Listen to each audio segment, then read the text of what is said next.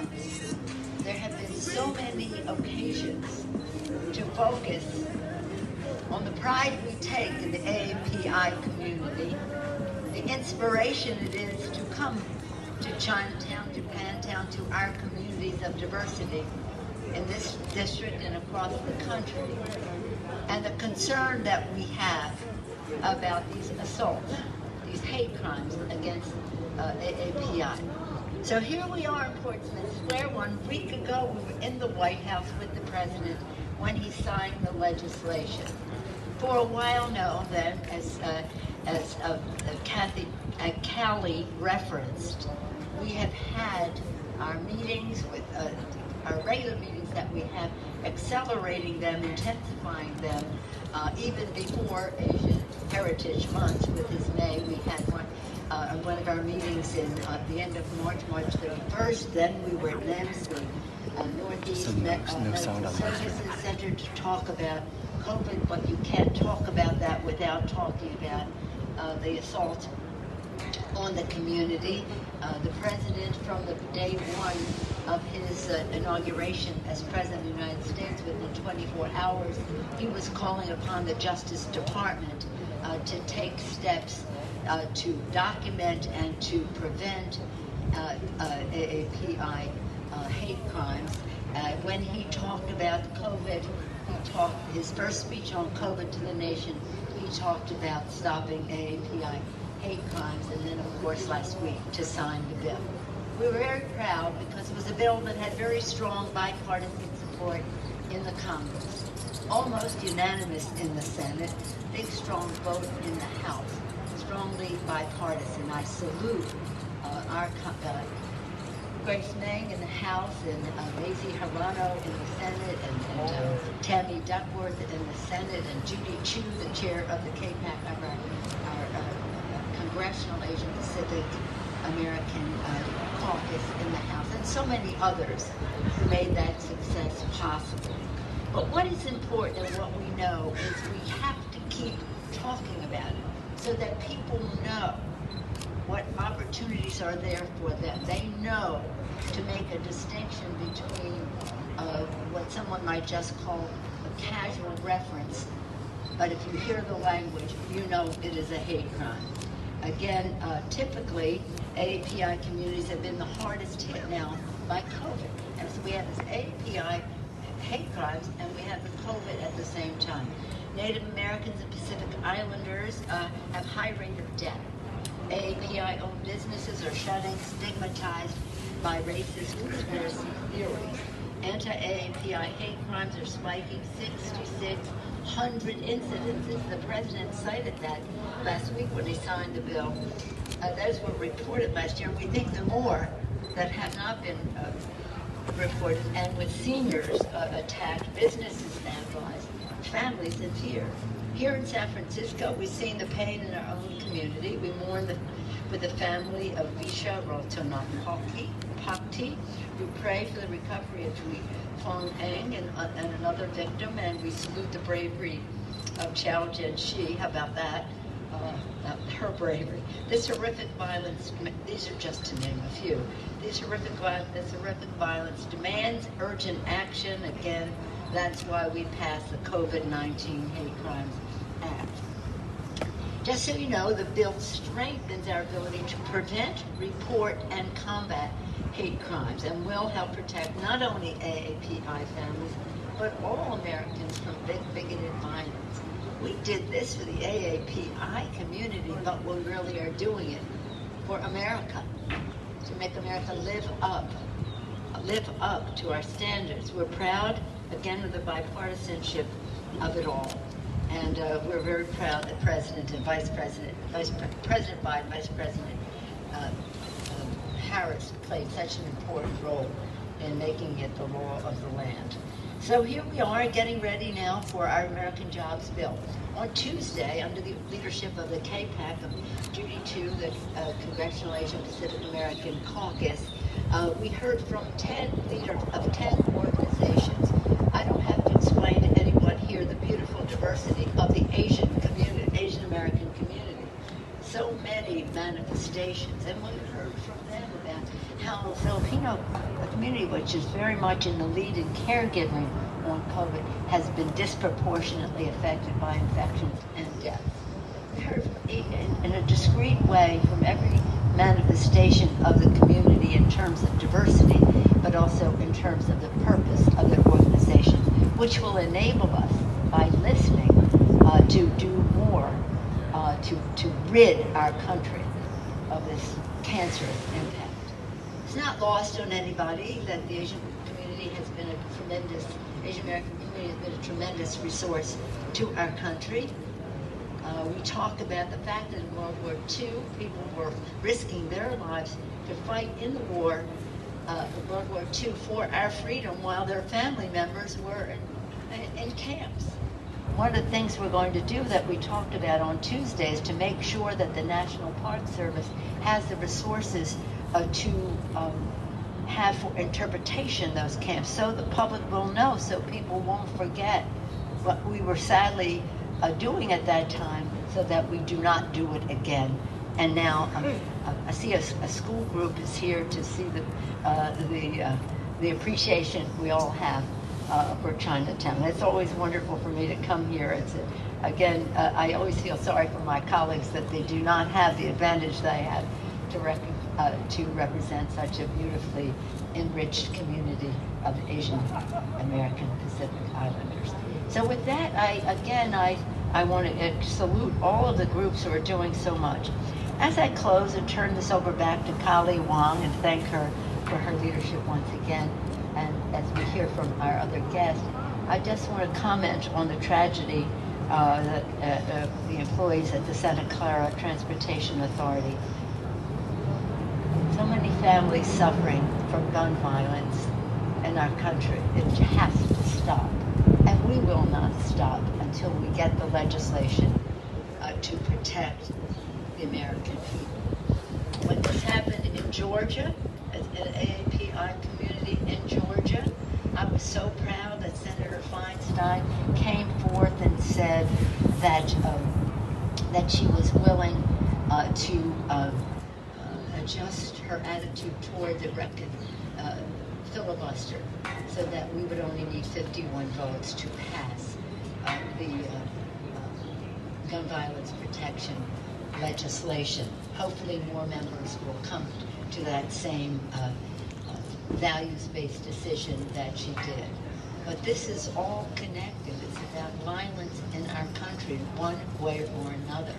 And our thoughts and prayers are all who have suffered from violence, and of course within the past day or so, what happened in Santa Clara.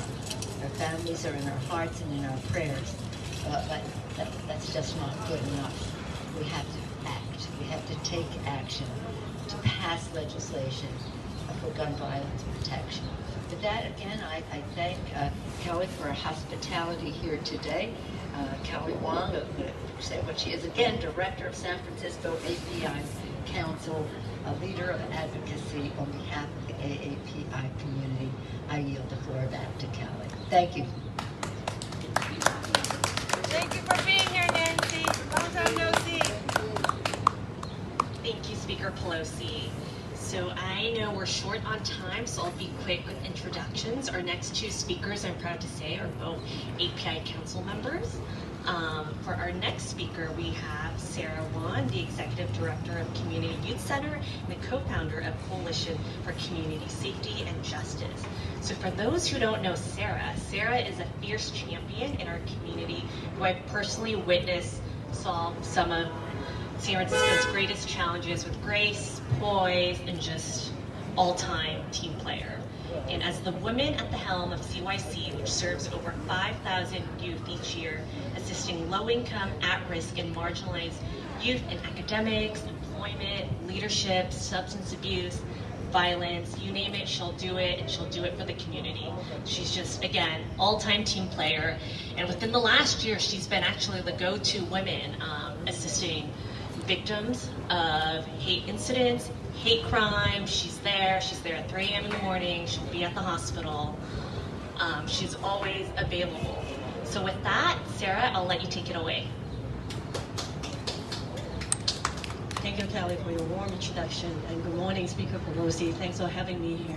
I don't speak really fast, so short on time is not a problem for me. So it's my great pleasure, and also really glad that we have passed the COVID-19 Hate Crime Act. It's not only speed up and strengthen the DOJ's response to hate crime, and most importantly is how it supports state and local government to respond to by establishing online hate crime system, collecting data, and very importantly, how to work with local community members, community organizations to develop community-led driven solutions to combat racism, especially against the Asian American and Pacific Islander community. As one of the founders of the community of the Coalition of Community Safety and Justice, our work has been focused on three-pronged approach. The first one is how to actually, with the community partners, work together with the city department to develop citywide safety planning, especially for the AAPI community. A lot of times when a victim engaged or has been a victim of a crime, they have to deal with many different departments. How can we ensure that it's lean language, culturally competent, that really target the very diverse Asian American and Pacific Islander community? So we really need to develop a coordination service plan. Second, we would like to work very closely with other ethnic groups and also other communities to really build solidarity across different communities so that we can not only deal with community healing, but really have an open dialogue with other, especially with Latinx and also Black community together to combat racism against all forms or all communities. And last but not least, that CYC is leading on is the community outreach and the wraparound support services for victims of crimes. Since we established the coalition and starting our service in late February, we have served already over 25 victims just in San Francisco, and over 90% of them, they are elders. And they really feel they are very vulnerable and they feel very tragic, because they are part of this incident for not doing anything wrong. They are all unprovoked attack, which is something I have never seen for my 20+ year of life serving the community. But what is very, very, very lightning for me is that when I talk to all these elders, they're very fortunate that they survived. And the most important message they gave me is, how can we support that no other elders will suffer again? Nobody will be attacked again. And I really take it close to heart, and I really want to thank Speaker Pelosi and all the major stakeholders that we come together to combat racism. I hope we are not only dealing with this issue only during the pandemic or only during the May AAPI Heritage Month, but for many years to come. So thank you.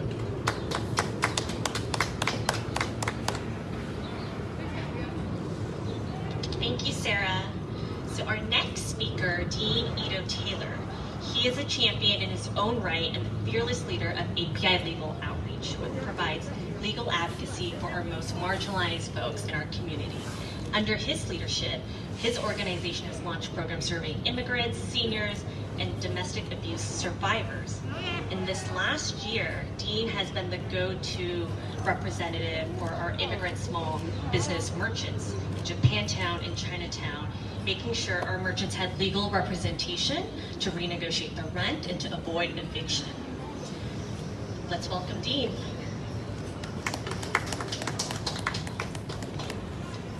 Thank you, Kelly, and thank you, Speaker Pelosi, for always being there for the API community, even when we had a different administration. You were always a champion for our community. From time to time, I like to remind kind of kid Speaker Pelosi that she represents the heart of Asian America, and she has the burden of carrying our message to lawmakers who don't have the privilege of having in their district a little Saigon, a Soma Filipinas, a vibrant Pacific Islander, Korean, South Asian, Southeast Asian community, the oldest Japantown, and the largest Chinatown in the country. As API Council members, I'm very proud that all of these nonprofit service providers not only shifted resources to aid our community when the pandemic hit, everything from the distribution of food to PPEs to home delivered meals. I think that Annie Chung of Self-Help was delivering meals to seniors. I was getting PPEs out of the back of Sarah's car. But upon the surge of anti-Asian violence, once again, the API Council agencies shifted resources to assist victims and their families, as you've heard Sarah and Callie talk about. But more importantly, we have recommitted to our unity with other communities of color. We were reminded of our common histories and our joint futures to combat racial injustice.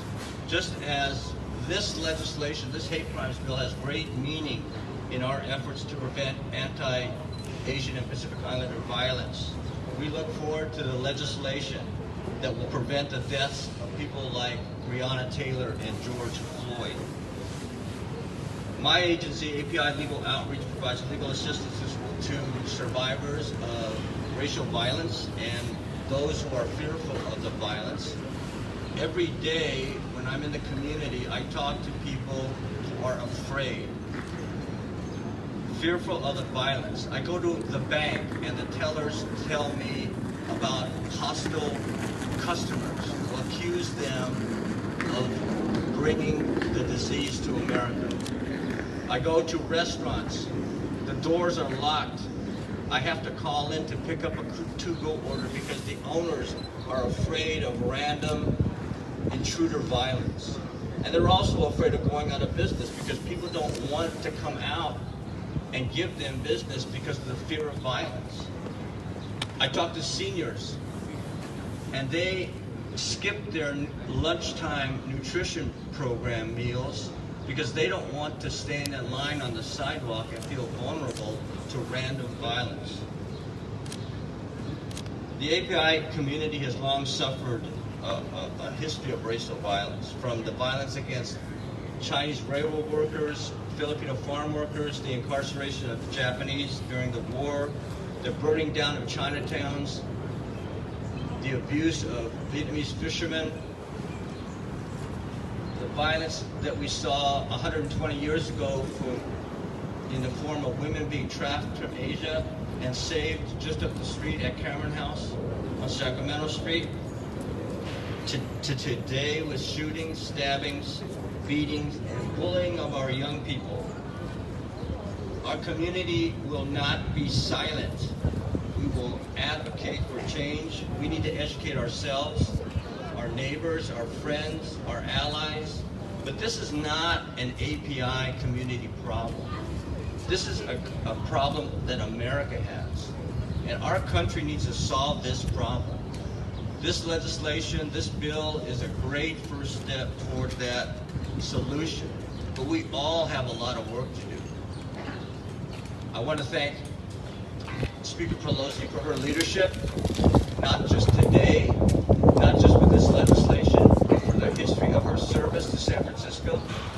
We also have to acknowledge the essential work of Senators Duckworth and Hirano, Representatives Meng and Chu, for their efforts in getting this legislation passed. As President Biden said upon signing this bill, silence is complicity. Just to end, our hearts go out to the families and survivors of the shooting in San Jose. It's just a terrible way to start today.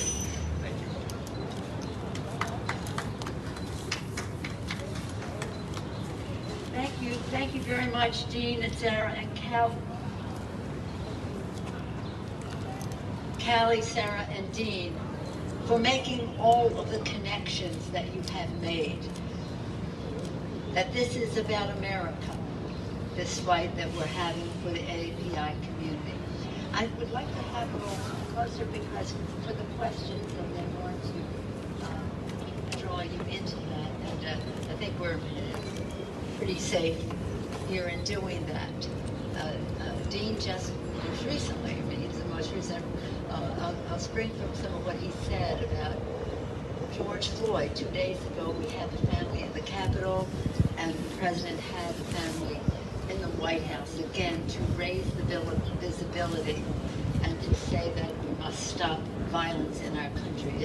It's really all connected. And that when Dean talked about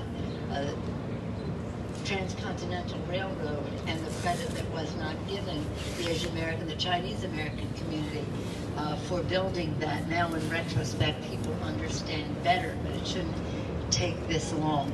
But the list goes on, and I won't, he said it so eloquently, I won't repeat it except to say how important it is. And again, I want to just salute our mayor, because we were with her just a couple of weeks ago with a Chinese American.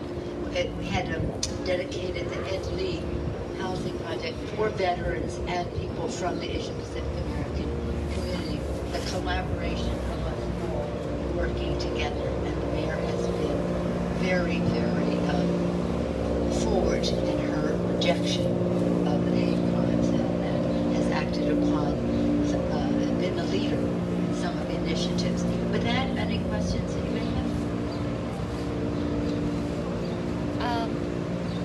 In case you can hear me, I want to ask, after the act, will there any funding for the Asian community in the homeland? Because now it's really hard about the survive, especially the COVID-19 time. When I mentioned about NAMS, needs Northeast Medical Services that we were on April 7th, last month, I was announcing that we had $11 million going into that initiative. What's important about that is, even in a broader sense, is that that community was an example to the country about how to address the COVID issue in the communities of color, culturally, linguistically, appropriately reaching out. So again, the example that is set of national significance makes it easy for us to attract the resources. I mentioned earlier about when we are talking about the Park Service. Well, some of my members, like Doris Matsui, was born in the Canada. She was born in Canada. They've been fighting for the, shall we say, proper interpretation of all of that. That takes resources. But as we go into the bill that we're building, the bill we did, the rescue package had significant money that went into communities of color, specific language, very diverse, to be appropriate in how that money was spent, recognizing the high incidence of infection and death in the Asian Pacific American community, A. B, as we go now into the infrastructure bill, and that's one thing we talked about on Tuesday with the groups, to have the community in the conversation about how we go forward for housing and for education and for safety in terms of drinking water and the rest, to listen to the concerns of the community. Where money will be allocated, we want to make sure it is allocated in a new way, to build back better, not to build back old, but to build back new, and that's what the president has said. And then we have our families initiative. And within those two bills, the infrastructure, the jobs bill and the families bill, we have enormous resources that directly help the community, even though they are more broadly written. For example, tens of billions of dollars for childcare. Many people can't go back to work because their children, they don't have childcare for their children. But in addition to that, the people who would be providing the childcare are largely from communities of color, largely women. And we have $400 billion for senior care, largely provided by women, many women of color. So that it says that they should be properly compensated, properly trained, and respected for what they do. So it's where is the activity that needs to have the proper recognition. And when we do it, it is not to perpetuate old ways of doing it at the expense of the beautiful diversity of our country. I think people will be very pleased at how we go forward in that regard. And as I said the other day, we had 10 organizations specifically talking about specific ways that the legislation we're doing should address them. In fact, some newer ways that they were proposing. Yes, ma'am. Pelosi, you touched on yesterday. Do you have any specifics for the victims' families on how gun legislation can be moved forward? On yesterday? Yeah. Do you have any specifics for the victims' families about how gun legislation will be But moved you know, forward? we spend a great deal of time with the survivor families. We have a regular basis where they come to the Capitol, and we reiterate the commitment. We're not going away until this is done. We must pass this legislation. And so while so many of those families, Addie Scott right here in San Francisco has been a leader as a family member, lost her son, to try to make the connection in a way that people turn their grief into power to save other lives.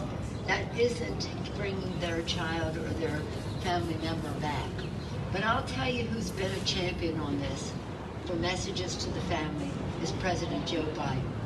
When we have the gathering of the survivors at the Capitol, before he was president, he would come as vice president and then as not vice president anymore, but just as a recognized leader in our country.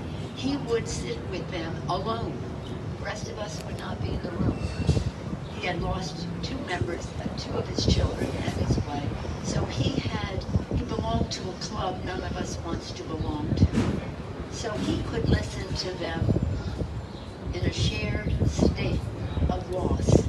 And that was so appreciated because he took the time, he listened to them. So my members are tired of moments of silence and proclamations. You know, they say, yeah, that's interesting. But it is no substitute for action to make sure it doesn't happen again. And it's one of the reasons that we want to pass H.R. 1 in the House, which will reduce the role of big, dark, special interest money in politics, which is how the gun lobby operates. It's a shame. It's a shame. But we are going to persist. Every example that you can use around the country will have the Pulse anniversary coming up soon. The Georgia issue is fresh in our minds, and now in San Jose and Santa Clara County, this tragedy. Our hearts break over it, but that's just not good enough. We have to have laws passed that prevent it from happening further. But in the meantime, a recognition that our hearts, prayers, and thoughts are with those families. Do you have anything else to say about guns or how money should be allocated?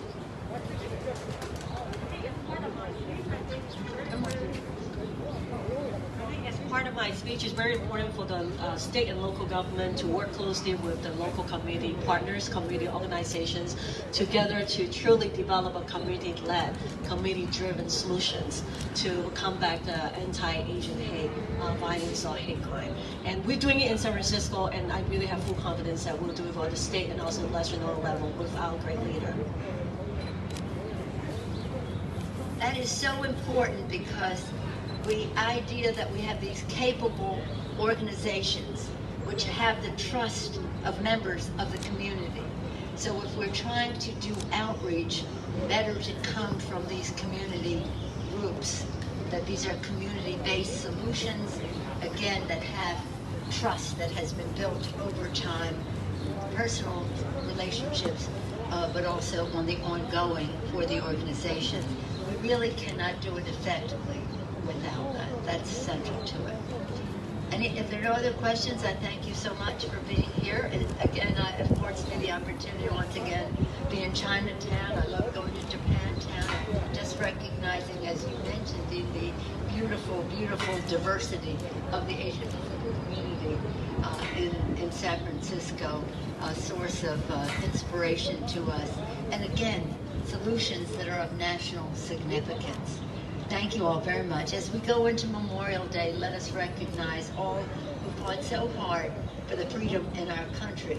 And we owe them, for the sacrifices they made, we owe them a country worthy of their sacrifice. And that is a country that is free of all of these hate crimes. Thank you so much.